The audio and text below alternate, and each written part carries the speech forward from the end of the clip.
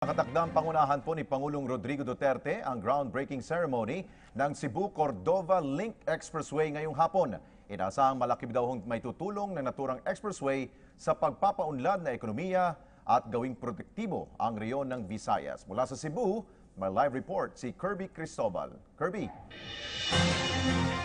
Alex, pangungunahan nga ni Pangulong Rodrigo Roa Duterte ang groundbreaking ceremony ng Cebu-Cordova Link Expressway o ng CCLEX na isa sa pinakamalaking infrastructure project sa Visayas na bahagi ng public-private partnership ng administrasyon.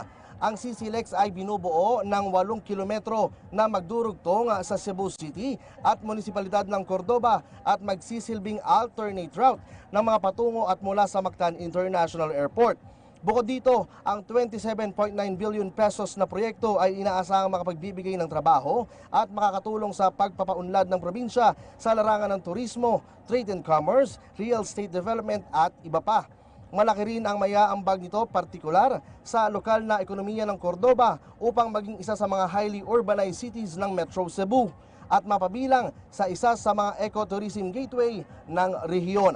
Nakikitang solusyon rin ito upang maibsan ang mabigat na daloy ng trapiko sa Metro Cebu at ilan pang mga katabing lugar.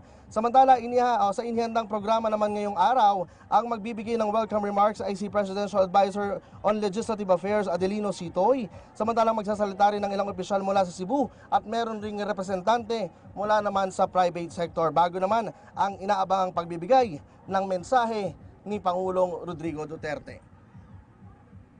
Samantala, Alex, sa mga oras na ito ay nakahanda na nga at preparado na rin yung mga miyembro ng media na magko-cover dito sa lugar at mahigpit din yung ipinatutupad na seguridad dito para matiyak na rin yung kaligtasan ng ating mga kababayan na dadalo sa groundbreaking ceremony nga ng Cebu-Cordova Link Expressway.